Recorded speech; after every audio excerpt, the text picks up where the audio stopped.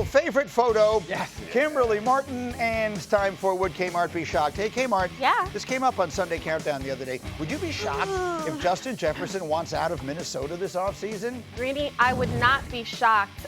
Listen, Justin Jefferson could literally be talking like A.J. Brown right now, but so far he's been quiet. But think about it. He's put up numbers with Kirk Cousins, Josh Jobs. He's played with Nick Mullins, like Carson Wentz. And now it just is not working in Minnesota. The guy is so good. He needs a quarterback who can get him the football. It's very simple. Perhaps it was Brosmer was a bridge too far for Justin Jefferson. Next, would you be shocked if Burrow and the Bengals come all the way back and win the division? Greeny, not shocked. Are you kidding? Joe Burrow, I believe in that quarterback. Listen, there's something about him on the field. He's a mercenary. He's a killer. He just goes after things and gets it done. Now, did they dig themselves a very deep hole? Yes. But last year, the same Bengals team in Week 18 had a chance to make it, and the AFC North, we know, is not that great of a division. Bengals are going to win that division at 8-9. Write it down. I've been saying it for 2 weeks. Last, would you be shocked? This would be a shocker if this proves to be Mike Tomlin's last season in Pittsburgh. Okay, put up all the K-Mart cases you've ever seen. I would be shocked, actually. And I understand there's been a lot of talking by former teammates and fans. They're sick of it. But think about it. If they let go of Tomlin, who are you replacing him with? You got to have that answer to the question. And we already know Mike Tomlin, he'll be a hot commodity on the street. I just wonder if this is the time that they'd move on. I don't see it. Okay, it would be shocking. Whether it makes sense or not, it would be shocking. And what she's referring to when she says former Steeler legends, I'm going to play you James Harrison and Ben Roethlisberger on their respective podcasts talking about the possibility after all these years of a change in Pittsburgh. The Steelers historically don't move on from coaches. But I think it's time that history be made. I'm going to be a Steeler fan for life, bro. But I like to be a Steeler fan that believes we can win a game and doesn't just hope we can win a game. And right now, I done lost hope. It's been talked about around here a lot. Maybe it's time. Maybe it's a clean house time. Maybe it is. Maybe it's time. And I like Coach Tomlin. I have a lot of respect for Coach Tomlin. But maybe it's best for him too. Sure. Maybe a fresh start for him is what's best.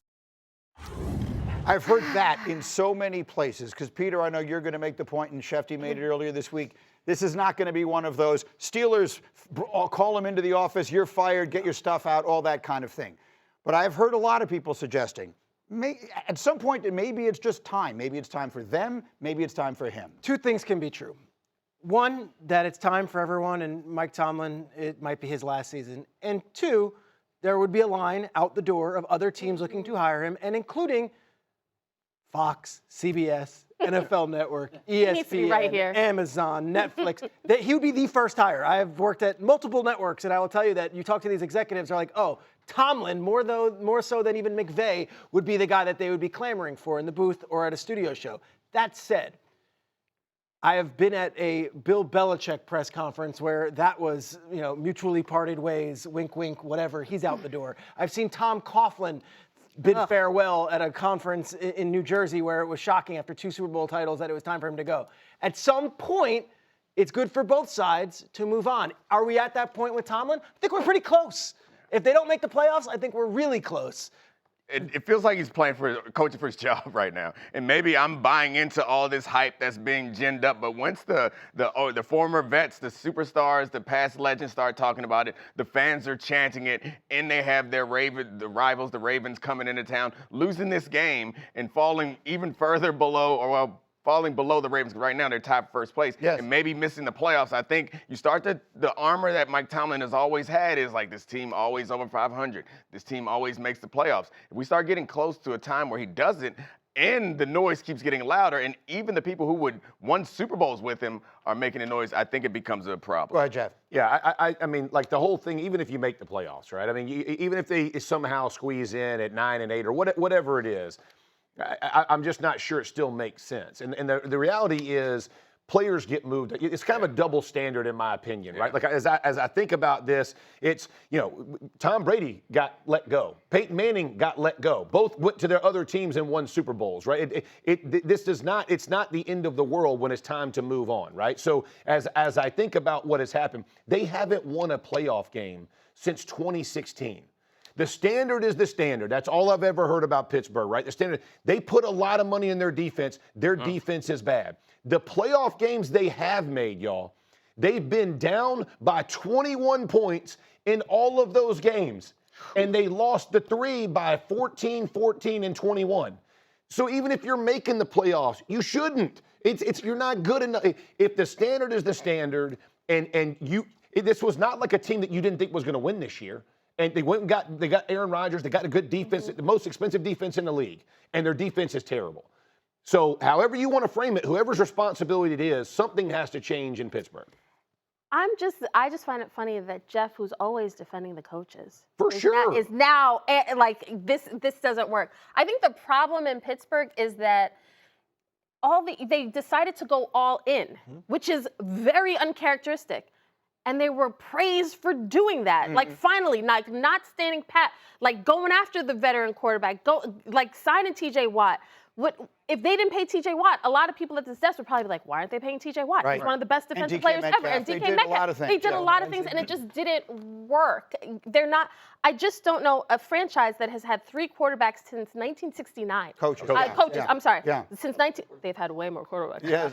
They've had more than 3 quarterbacks since 2023. I just find it hard to believe that this franchise will move on from him. When you look at the team, the next coach, what is he going to do with this roster? That's the Just go right down the road, right? They're in Pittsburgh. Go right down the road to State College. Get rid of the guy. Get rid of the guy. Get rid of the guy. Okay, they got rid of the guy. Well, now what? Now what? Now where are you going? Sometimes change for change's sake is a good idea. I get that. But as one who roots for a team that has had 3 head coaches since the beginning of last year, that's no fun either. There's a better option isn't always out there. But then to bring it all back again next year and do this again, it's almost, the definition of insanity is repeating the same thing over and over again. Right. Yeah. I covered Andy Reid when he was in Philadelphia, and I think Andy was a little surprised that at the end of the day it was over. That said, Andy Reid went to 6 conference championship games, and he was shown the door. It's possible to say goodbye at a certain point. There's no guarantee that you'll be better, Yeah. but it does feel like there's a pretty sure guarantee that you're not going to get better than what you've done up to this point. It's been a long enough stretch. If what you've done so far is fine, then it's fine. If it's not, something's got to change, or it's not going to. Can we say this? And it might get worse. Right. It might get worse. Because I'll say this about K-Mart, because you're talking about like the coaches. He's coached there almost 20 years, y'all. Yeah. 20 years. Yes. I respect the heck out of Mike Tomlin. Like, it has nothing to do with respect and appreciating what you've done. I respected Bill Belichick. You don't think in New England's happy they got Mike Vrabel? Like, I'm being dead serious. Right. Like, it does. It has nothing to do with Belichick being the best coach in NFL history. It's about what can you do with what's there, and there's a fresh voice and a fresh Is it thought. needed? Tons of high-impact games this weekend, and one of them is Sunday night. Texans at Chiefs at Arrowhead. Both teams, as we speak, on the outside looking in at the playoffs. Both teams desperately need this game.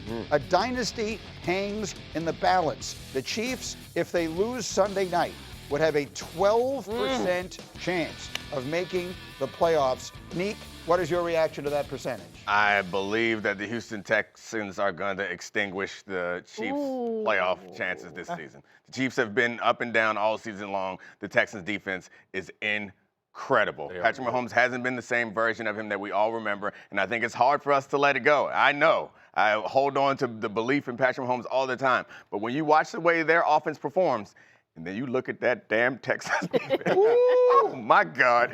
It's hard for me to imagine Patrick Mahomes being comfortable at all in that situation. There is no weakness on that defense. There's nowhere to attack. It's going to be a tough game for them, and especially if they have Stroud back. The offensive line isn't great, but they've been slightly better as of late, the Texans, that is. If they can score enough points, I think that they'll knock the Chiefs The off. most chilling thing about looking at the playoff picture or the standings right now is that the Chiefs aren't in 7th or 8th in the AFC. They're 10th in the AFC. Yeah. I mean, only 5 teams are worse than them in the AFC playoff picture right now. I would add this. I was in the building when Logan Ryan intercepted a Tom Brady pass, took it in for a touchdown, and it was like, wait a second, the Patriots just lose to the Titans in the wild card? Is this really happening? Are they really out of the playoffs? That was in 2019. Will Anderson sacking Patrick Mahomes on a Sunday night on national television in early December, and you're like, time has run out. Like it might be over for the Chiefs this season, and it might happen in early December. What do you think, K-Mart? You know what's interesting? We were talking about the Cowboys earlier, scariest team in the NFC. You could say that about the Texans, right? Like at this point in the season, this is when you want to be hitting your stride. And the Texans, their defense, it's the embodiment of D'Amico Ryans as a player. It finally seems like it's coming together. But when I look at that graphic and I see 12%, I'm still like, you still have a chance. Though. Yeah. I just cannot divorce myself from, because you give them the benefit of the doubt from the standpoint of they have championship pedigree. If there's a team that can get it together, but we're running out of get it together time. And Jeff, you love all the gambling stuff, right? You're learning about all this stuff. I like So it. Fortenbaugh sent me this. These two teams, the Chiefs and Texans, played each other in the wild card round last year. And the Chiefs at home were a 10-point favorite. Here they are, whatever this is, 11 months later, the Chiefs are a 3.5-point favorite in this game. That is a massive shift. And it deals with A, how good all of a sudden people perceive Houston to be, and B, and maybe more significantly for the purposes of this conversation, how vulnerable we perceive the Chiefs. Yeah, I mean, I think when you flip it to the Houston Texans defense right now, you think last week against Daniel Jones, they held him to basically a 50% completion rate. He's been 60-plus all season. The week before they faced the Buffalo Bills, 8 sacks against Josh Allen. Talk about nightmares are made of. 8 sacks in a game, and now you're talking about a Chiefs offensive line, and by the way, who actually hadn't played that bad, but the pressure they can put on without having to blitz, without having to bring extra so they can play coverage behind it. And let's be honest about Mahomes. You think about the Jacksonville game, the Bills game, Denver, and the Colts. He threw interceptions in all of those games. That's not the Patrick Mahomes. Patrick Mahomes is going to have to play a perfect game. When you think about what you're asking him to do, and here's a great example, right? Against the Broncos right here, you're seeing him. He's going to turn. He's going to end up trying to loop this thing out, buying time. He's trying to make something. This is in the red zone, y'all. And all of a sudden, we're going to dump it off below, and it's an interception against the Broncos. These are not characteristic plays for him. This is Jacksonville earlier in the season. In the red zone, the play of the game kind of type thing. This is when Mahomes rises, Mahomes magic.